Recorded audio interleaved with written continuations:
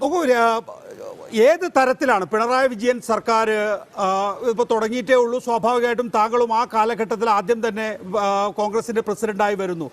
എന്തോ അലമ്പുണ്ടാക്കാൻ വന്നിരിക്കുക.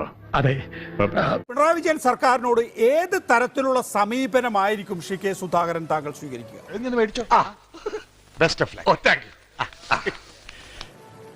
ഒരു ക്രിയാത്മക പ്രതിപക്ഷമായിരിക്കും ഞങ്ങൾ.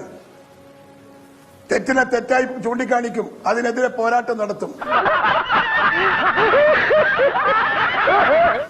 ശരിയെ അംഗീകരിക്കും, കൂടെ നിൽക്കും, സഹായിക്കും, സഹകരിക്കും. അതാണ് ഞങ്ങളുടെ നയം. കിട്ടിയ മുതലും പലിശ ചേർത്ത് കിട്ടി. ആരും കണ്ടില്ല. അതൊക്കെ വാഗൊണ്ട് പറയാനല്ലേ പറ്റൂ. എല്ലാ കാലഘട്ടത്തിലും എ കെ ആന്റണിയൊക്കെ നിശബ്ദമായ പ്രതിപക്ഷം ഇരുന്നപ്പോ അന്ന് സുധാകരനൊക്കെ വല്ലാതെ നികേഷേ വായ കൊണ്ടല്ലാതെ മറ്റെന്തിനെ കൊണ്ടാ പറയാ?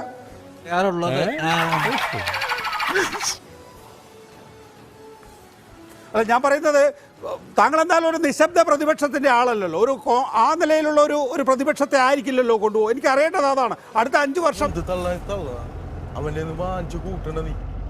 നമ്മൾ കേരളത്തിൽ കാണാൻ പോകുന്നത് എന്താണെന്ന്.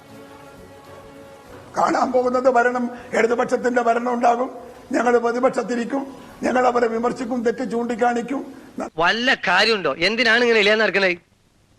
ജംബോ കമ്മിറ്റിയെ കുറിച്ച് ഇതൊക്കെ ചിന്തിച്ചു തുടങ്ങിയിട്ടുണ്ടോ? എങ്ങനെയായിരിക്കും കോൺഗ്രസിന്റെ പുനഃസംഘടന എന്ന്? പക്ഷെ അത് ഉപയോഗിക്കണില്ല. അതൊക്കെ ഞങ്ങളുടെ ആഭ്യന്തര കാര്യം, ഞങ്ങൾക്ക് വിട്ടു തന്നെ, അത് ഞങ്ങൾ തീരുമാനിച്ചോളാം.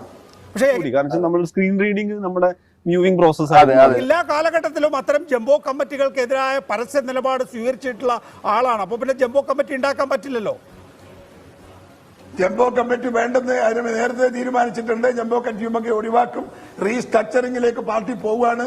അതൊക്കെ ഒരു 4-5 മാസം കഴിയുമ്പോൾ നഗേഷിന് ബോധ്യപ്പെടും. അതുവരെ വെയിറ്റ് ചെയ്ത് നിൽക്ക്. അത് മുൻകൂട്ടി പാടി നടക്കാനുള്ള താല്പര്യം ഞങ്ങൾക്കില്ല. എന്താ ഉറക്കം വരുന്നു? അടിമുതൽ മുടി വരെ മാറുമെന്നാണ് പറഞ്ഞിരിക്കുന്നത്. എല്ലായിടത്തും മാറ്റമാണ്. അതെ, ബൂത്ത് മുതൽ KPCC വരെ. നിലവിലുള്ള ആളുകൾ മാറണം എന്ന നിർബന്ധമുണ്ടോ? മാറേണ്ടവർ മാറണം.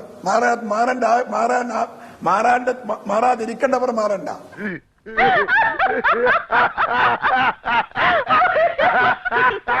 എ ഗ്രൂപ്പുകാരുടെ ലിസ്റ്റ് അത് ഒരു പ്രവർത്തനത്തിന്റെ റിസൾട്ട് നോക്കിയിട്ടാണ് തീരുമാനിക്കുക.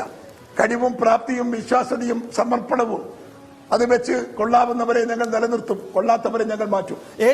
ഇപ്പൊ കറക്റ്റ്. അല്ലെങ്കിൽ പിള്ളേച്ചൻ നുണ പറയുന്നതായിരിക്കും.